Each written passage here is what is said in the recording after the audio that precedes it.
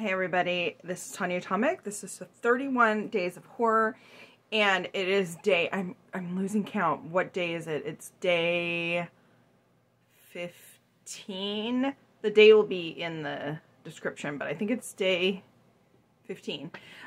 We watched Revolt of the Zombies, and this was made by the same director and producer team, brothers, that made White Zombie,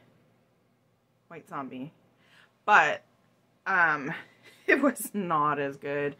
This one, the plot is about French soldiers in French-occupied Cambodia. I mean, it sounds really, complicated and interesting when I tell you verbally.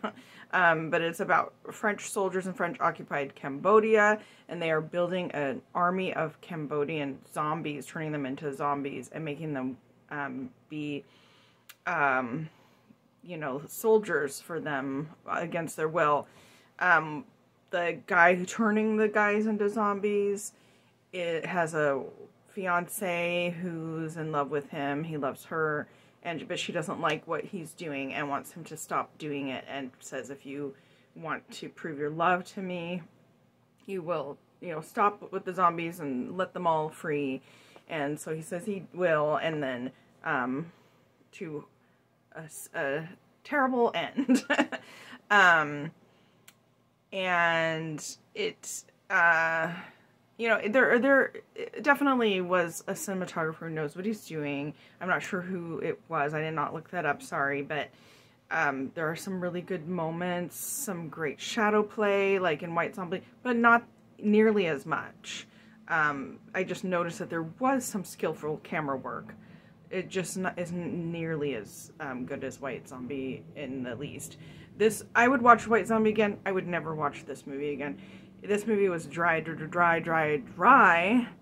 mean, this movie was so dry, I felt like I needed an IV drip, or that the Sahara Desert called and was like, I'm asking you to cease and desist. I mean, it was so dry.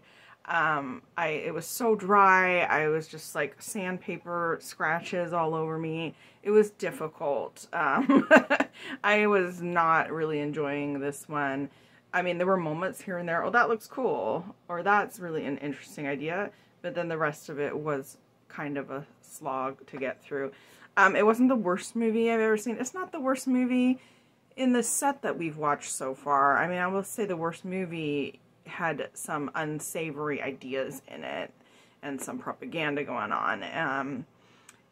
But as far as, like, watchable, it was not that great. I mean, there was a lot of stuff in the beginning where there's a lot of talky dialogue that was very dry. It doesn't, I mean, the dialogue should interest you and pull you in and not make you feel like taking a nap.